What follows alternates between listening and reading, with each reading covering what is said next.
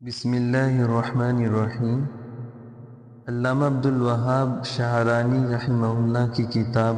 البحر المورود فی المواثیق والنحوت کے مطالعہ کے درمیان ایک بات اچھی لگی تو سوچا آپ حضرات سے بھی اس کا تذکرہ کر دوں۔ وہ فرماتے ہیں کہ جو طالب علم عمل میں کوتاہی کرتا ہو اس کو علم نہیں سکھانی چاہیے، اس کے پڑھانے سے ہمیں رک جانا چاہیے اور اس کے حال پر رحم کرنا چاہیے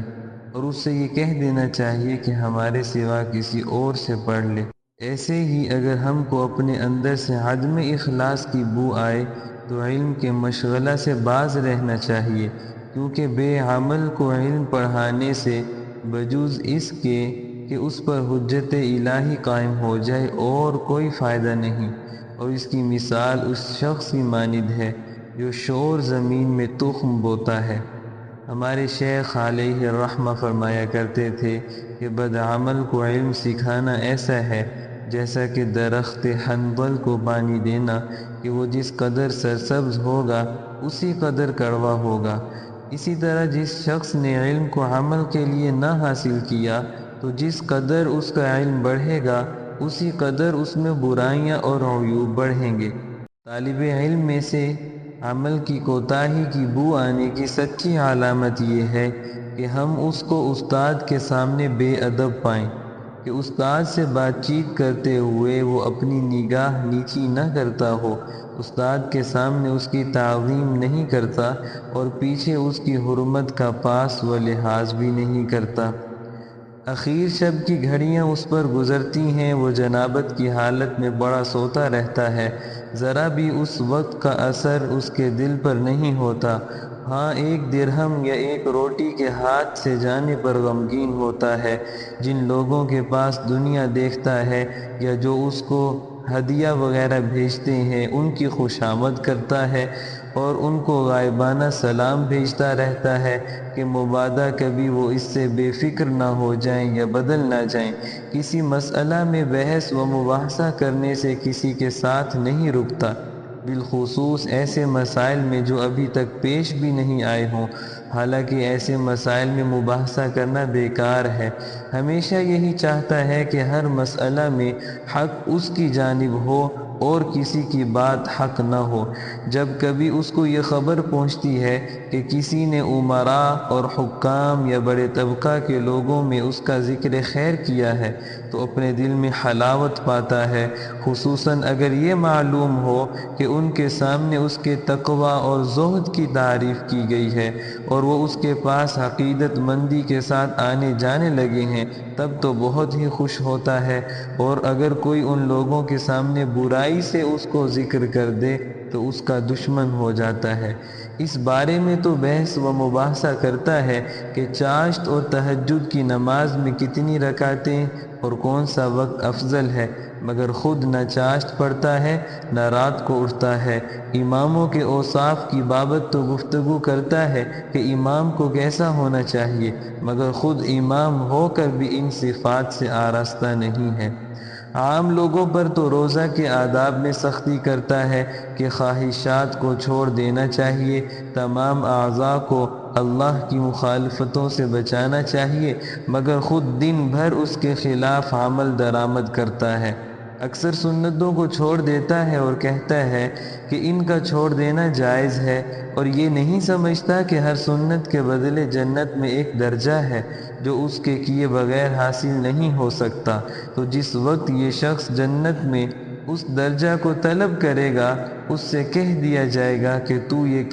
یہ کہا کرتا تھا کہ اس سنت کو چھوڑ دینا جائز ہے، بس آج تیری یہی سزا ہے کہ اس درجہ سے محروم رہے۔ عزیزان من، میں نے تم کو اپنا رستہ بتلا دیا ہے کہ ان مسائل کو تم جانتے ہو مگر ان پر عمل نہیں کرتے، اس سے تم کو اپنا بے عمل ہونا معلوم ہو جائے گا۔ اب جن باتوں کو میں نے بیان نہیں کیا ان کو تم خود قیاس کر لو کہ شریعت کے بہت سے ایسے مسائل ہیں کہ تم ان کو جانتے ہو، دوسروں کو بتلاتے بھی ہو اور خود عمل نہیں کرتے۔ جس شخص میں یہ تمام صفات مذکورہ جمع ہو اس کی تعلیم کیوں کر گوارا کی جا سکتی ہے اور اس کو پڑھانے لکھانے کا کیسے حکم دیا جا سکتا ہے، خصوصاً اگر طالب علم بڑھاپے کے بھی قریب پہنچ گیا ہو اور اب تک بھی اس کو عمل کی توفیق نہیں ہوئی۔ ایسا شخص تو ہرگز تعلیم کے قابل نہیں، یہ تو دنیا سے یقیناً خالی ہاتھ جائے گا، اس کے ساتھ اس کا عمل کا کوئی بھی حصہ نہ ہوگا۔ یاد رکھیے کہ علم کے لیے کوئی ایسی حد مقرر نہیں کہ وہاں پہنچ کر پھر انسان عمل کی طرف رجوع کرے، جیسا کہ آج کل طلبہ نے خیال کر رکھا ہے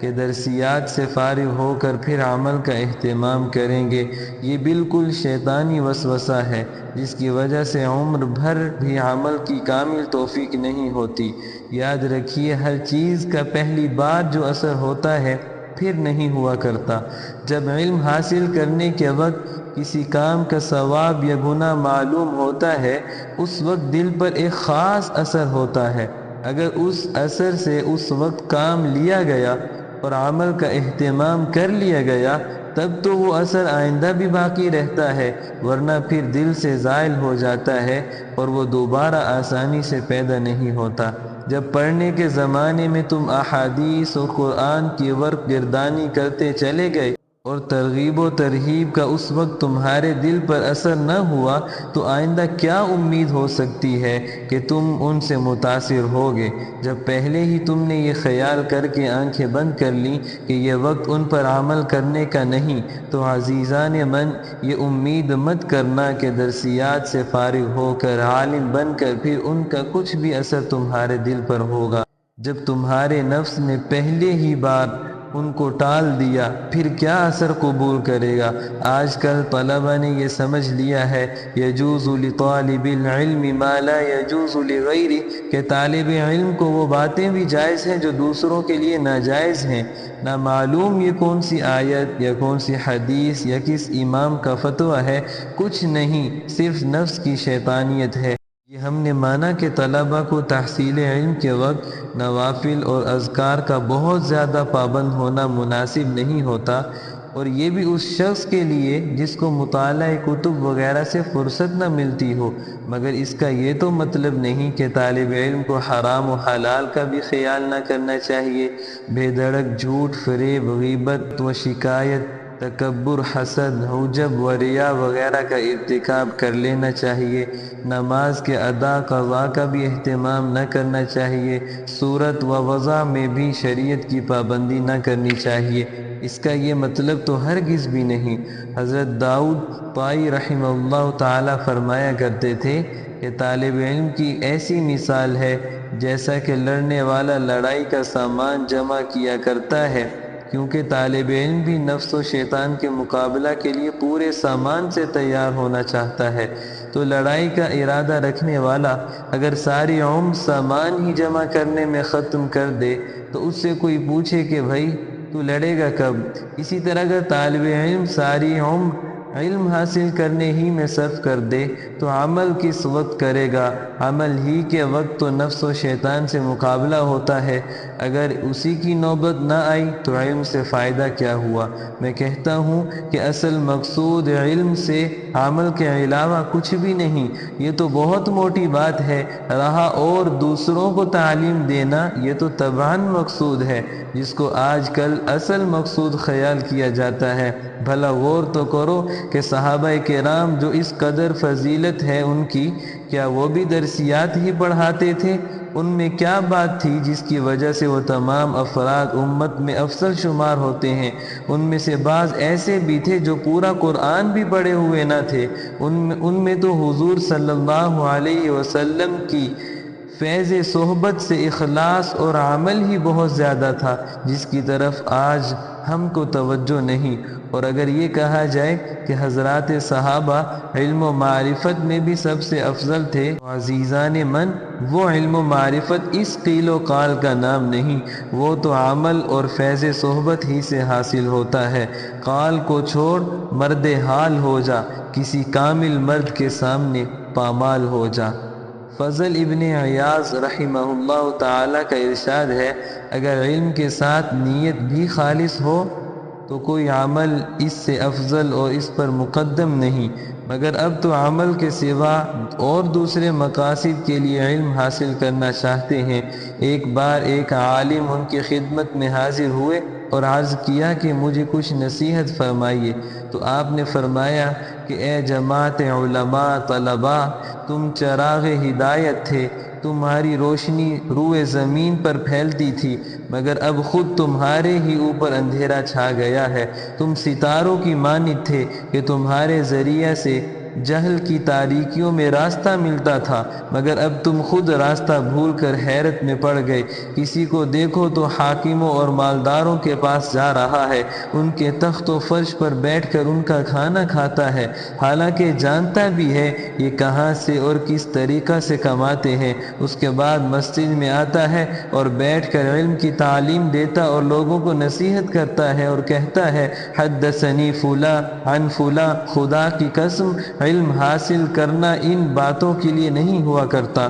اور یہ بھی فرمایا کرتے تھے کہ جب تم کسی عالم یا عابد میں یہ بات دیکھو کہ وہ امراء اور اغنیاء کی مجالس میں اپنے تقوی اور زہد و بزرگی کا تذکرہ ہونا پسند کرتا ہے تو سمجھ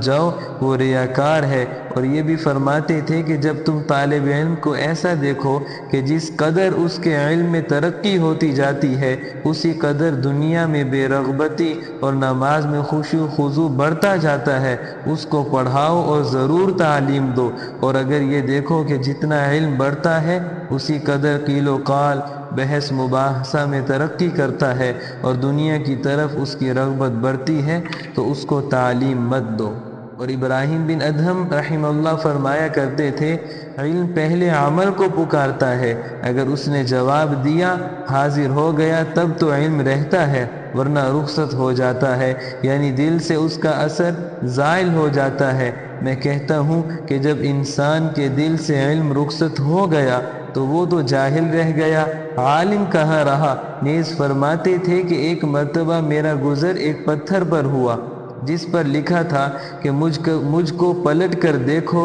عبرت حاصل کرو گے۔ میں نے اس کو پلٹا تو اس پر لکھا ہوا تھا انت بما تعلم لم تعمل فکیف تطلب علما ما لم تعلم، کہ تم نے معلوم شدہ باتوں پر تو عمل کیا نہیں، پھر نئی معلومات حاصل کرنے کی کس لیے فکر ہے۔ یہ بھی فرمایا کرتے تھے کہ علم کو عمل کے لیے حاصل کرو، اس میں بہت لوگ غلطی کر رہے ہیں، اسی لیے ان کا علم تو پہاڑوں کے برابر ہے مگر عمل چیونٹی کے برابر ہے۔ اور عامر بن عبداللہ بن قیس تابعی رضی اللہ تعالی عنہ فرمایا کرتے تھے کہ بہت سے علوم جو ہم نے حاصل کیے ہیں قیامت میں تمنا کریں گے کہ کاش ہم نے ان کو حاصل نہ کیا ہوتا، کیونکہ جب ان پر عمل نہیں کیا تو سوائے اس کے کہ اپنے اوپر حجت الہی قائم ہوئی اور کیا نفع ہوا۔ جنید رحمہ اللہ تعالی فرمایا کرتے تھے علم کی ایک قیمت ہے، اس کو وصول کیے بغیر کسی کو علم مت دو۔ لوگوں نے دریافت کیا کہ وہ قیمت کیا ہے؟ فرمایا کہ اچھی طرح اس کو دل میں جگہ دینا اور ضائع نہ کرنا، جو یہ قیمت پہلے پیش کر دے اس کو علوم پڑھاؤ۔ اور ابو عبداللہ رحمہ اللہ تعالی فرمایا کرتے تھے کہ جس کا علم ریا سے پاک نہیں اس کا عمل پاکیزہ نہیں ہو سکتا، اور جس کا عمل پاکیزہ نہیں اس کا بدن پاک صاف نہیں، جس کا بدن ستھرا نہیں اس کا دل بھی پاکیزہ نہیں ہو سکتا، جس کا دل پاک صاف نہیں اس کا سارا گھر ہی ناپاک ہے، کیونکہ حدیث شریف میں وارد ہے رسول اکرم صلی اللہ علیہ وسلم نے فرمایا انسان کے بدن میں ایک گوشت کا ٹکڑا ہے اور اگر وہ درست رہے تو تمام بدن درست ہو جائے گا، اگر وہ بگڑ جائے تو سارا بدن خراب ہو جائے گا، سن لو وہ دل ہے۔ غرض تمام امور کا دار و مدار اخلاص نیت پر ہے۔ علم حاصل کرنے میں اگر نیت خالص ہوگی تو سارے کام درست ہو جائیں گے۔ اور شعبی رحمت اللہ علیہ فرمایا کرتے تھے کہ علم حاصل کرتے ہوئے روتے ہی رہا کرو، کیونکہ تم فقط علم حاصل نہیں کر رہے ہو بلکہ اپنے اوپر حجت الہی کو اچھی طرح قائم کر رہے ہو۔ اور جب حضرت بشر حافی رحمہ اللہ تعالی نے علم حدیث پڑھانا چھوڑ دیا تو لوگوں نے ان سے عرض کیا کہ آپ خدا تعالی کو اس وقت کیا جواب دیں گے جبکہ یہ سوال ہوگا کہ تم نے میرے بندوں کو کیوں علم نہیں سکھایا؟ تو بشر حافی رحمہ اللہ نے فرمایا میں یہ عرض کر دوں گا کہ آپ نے اس کے لیے اخلاص کا بھی امر فرمایا تھا اور میں نے اپنے نفس میں اخلاص نہیں پایا اس لیے تعلیم نہیں دی۔ اس لیے جو طالب علم عمل کا اہتمام نہ کرتا ہو اس کی تعلیم سے ہم کو رک جانا چاہیے۔ جس طالب علم میں اخلاص و عمل کی ذرا بھی بو ہم کو محسوس ہو ایسے شخص کو ضرور پڑھانا چاہیے کہ اس کی تعلیم کو اپنے تمام اوراد و نوافل پر مقدم کرنا چاہیے، کیونکہ ان کا اثر کرنے والے ہی تک رہتا ہے اور تعلیم کا اثر بہت دور تک پہنچتا ہے۔ نیز اس لیے بھی کہ علم سے دین کی حیات اور بقا ہے۔ ہر زمانہ میں ہمیشہ علماء کی ایک جماعت اخلاص پر جمی ہوئی ضرور ہوتی ہے جن کے ذریعہ سے حق تعالی اس شریعت کو زندہ کرتے رہتے ہیں۔ اللہ رب العزت ہمیں عمل کرنے کی توفیق عطا فرمائے۔